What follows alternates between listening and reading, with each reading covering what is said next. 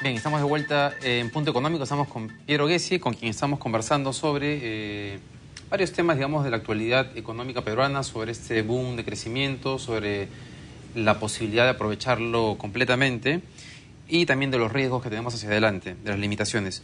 Un tema que quedamos en conversar para pasar luego a lo que está pasando en el mundo es el tema del bono demográfico.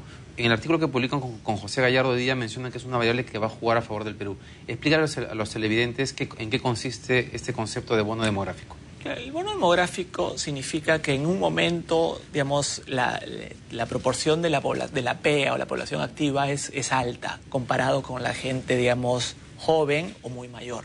Entonces, los países que tienen una proporción alta de la PEA terminan teniendo una mayor capacidad de generar producto, ¿no?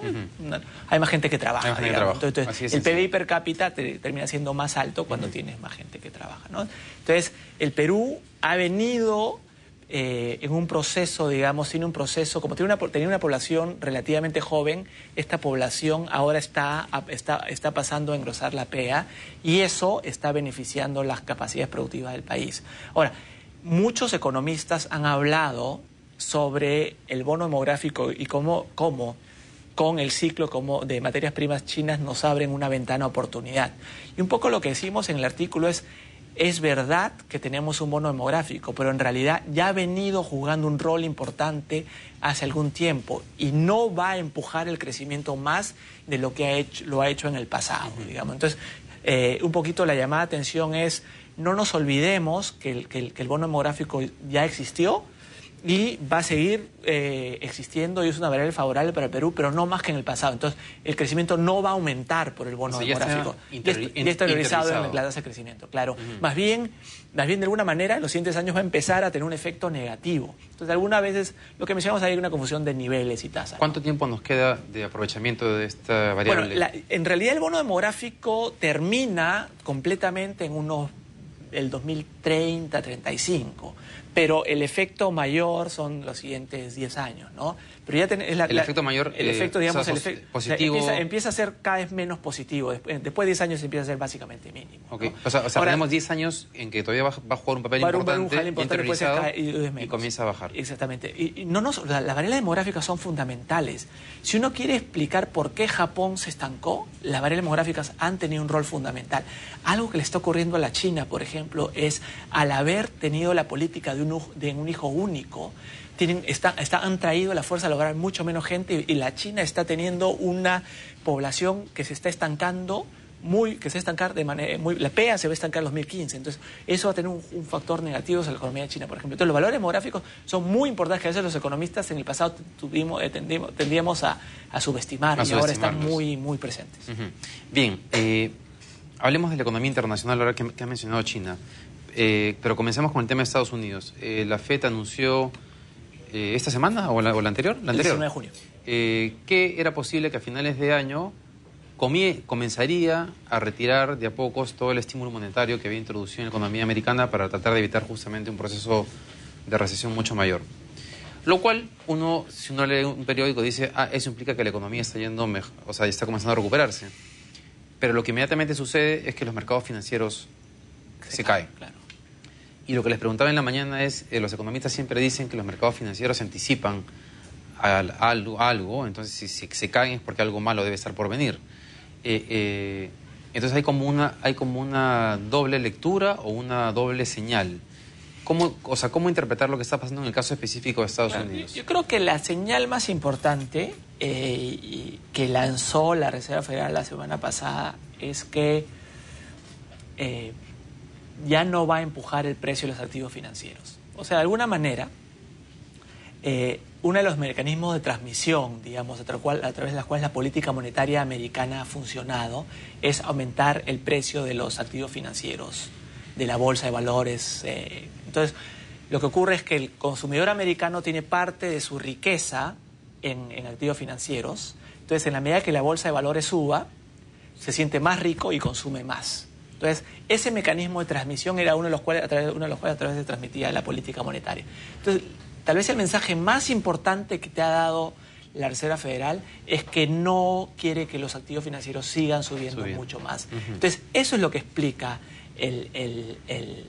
la contracción. La contracción, digamos, en la caída en precios. Por otro lado, en países como, digamos, dado que las tasas de interés eran tan bajas en Estados Unidos, el capital había fluido hacia mercados emergentes, a países con tasas más altas, incluido el Perú. En la medida que se espera que la tasa de crecimiento de la economía americana crezca y en la medida que se espera que las tasas de interés en Estados Unidos crezcan, el capital regresa a la economía americana. Y ese proceso de salida, digamos, de venta de activos en mercados emergentes es lo que causa, pues, que las monedas se deprecien, que caigan las bolsas. Pero yo creo que, digamos, una ha sido la reacción inicial, digamos, ante el anuncio de la Reserva Federal. Lo que termina ocurriendo luego va a depender de muchos factores. Primero, a la velocidad a la que se recupera la economía americana, que de alguna manera tiene que ver con qué pasa con los activos. Porque si los mercados se venden mucho, ¿no?, cae el efecto regresa, el consumo americano cae y eso significa que la contracción monetaria se posterga, ¿no? O sea, la tarea de la Reserva Federal es de equilibrista. Claro, porque quería evitar el riesgo que hubiera una burbuja en los mercados financieros, por un lado, y por otro lado quiere evitar cometer el error que Japón cometió en algún momento, que es retirar el estímulo muy pronto. Entonces ha decidido que el error que prefiere cometer es retirar el estímulo muy pronto, de alguna manera. Entonces, con el riesgo de que si eventualmente tenga que revertir. Ahora, ha anunciado que va a ser paulatinamente, que tentativamente comenzaría a fines de año, lo cual implica también asumir que si se percatan de que la economía estadounidense comienza a desmejorar, digamos, la política monetaria podría revertirse. Yo creo que es bastante endógena y bastante difícil de ver. De hecho, si uno ve, digamos, el presidente de la Reserva Federal de San Luis, James Bullard, discrepó de la decisión. Y si uno ve lo que han estado diciendo los mismos economistas de la FED en los últimos días, un poco pareciera contradecir el mensaje fuerte que mandaron la semana pasada. O sea, por lo menos están aclarando el mensaje y haciéndolo muy contingente a lo que pasa con la economía americana. No hay que olvidar que Estados Unidos en este momento tiene una inflación de 1% y menos para el índice, digamos, lo que llama el core, y tiene un tasa de desempleo todavía alta. Entonces, está muy lejos de realmente empezar a subir tasas, porque tienes inflación baja y desempleo alto, ¿no? Entonces, podrías pasar algún tiempo antes que empiecen a contraer realmente. Ahora, el riesgo mayor creo que no está.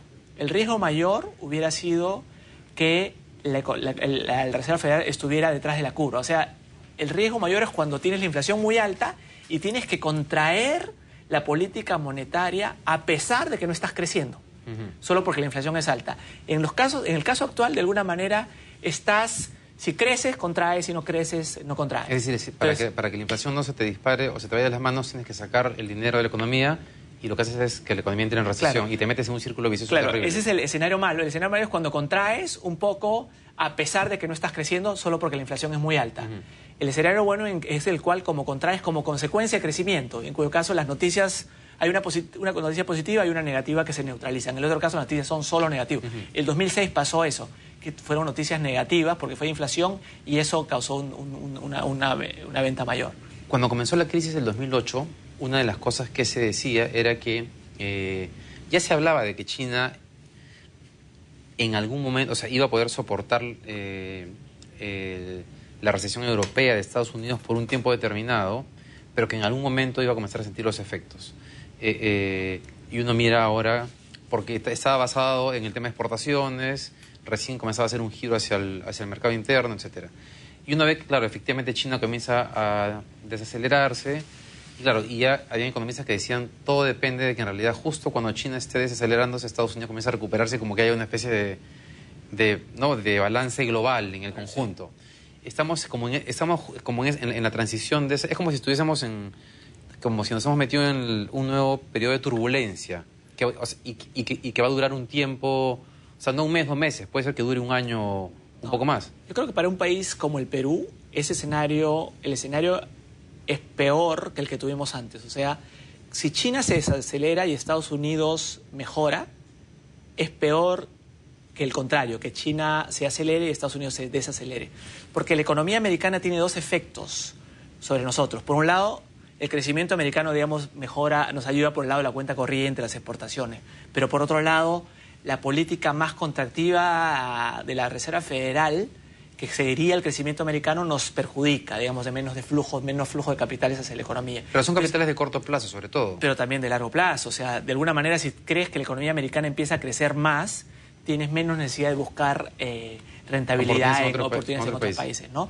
En cambio, la economía china, al no estar integrada financieramente con el resto del mundo y al no ser el termómetro, digamos, financiero mundial, solo nos afecta por el lado de las cuentas corrientes, o sea, de exportaciones de materias primas. Entonces, crecimiento mayor en China significa mayores precios de materias primas, bueno para el Perú. Crecimiento menor a China significa menores precios de materias primas, malo para el Perú. Entonces, estamos en un escenario... Claro, estamos en un escenario en el cual posiblemente es más complicado. No sabemos cómo termina China. China, como dijiste, David, ya venía de un proceso, digamos, de cambio estructural.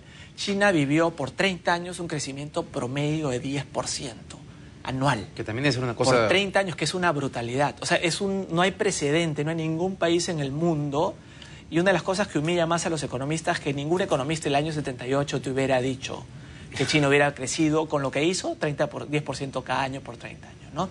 Entonces, entonces ya venía una economía que repentinamente se volvió ya muy grande para el mundo. Entonces su modelo de crecimiento, que básicamente se basaba en dos cosas: inversión alta y exportaciones, no se puede sostener. Una cosa es ser chiquito y exportar mucho. Puedes crecer mucho y todavía sigue siendo chiquito. Cuando eres tan grande no puedes exportar, tener tasas de crecimiento tan altas en la economía. Entonces China empezó a tener una cuenta corriente que antes era 10, 11%, ahora es 2%. ¿Qué significa eso de la cuenta corriente de 2%? O sea, tiene mucho, antes tenía un superávit comercial altísimo. Exportaba mucho más de lo que importaba y ahora importa mucho más que antes. Entonces ha cerrado, exporta menos, importa más y ha cerrado su superávit comercial. Y por otro lado, entonces para mantener su crecimiento, los chinos han empezado a invertir aún más. Entonces China invierte la mitad de su PBI, digamos, la inversión es 50% del PBI. ¿En el Perú cuánto es? 20 y tantos, 25, 26, ¿no? O sea, tenemos mucho, pero ningún país ha logrado sostener más de 40% de inversión sobre el PBI de manera sostenida. China ya está en 50%. Y lo que significa es que cuando inviertes tanto, están invirtiendo no para aumentar su capacidad productiva, están invirtiendo como demanda, ¿no? O sea, construyes un puente, gastas.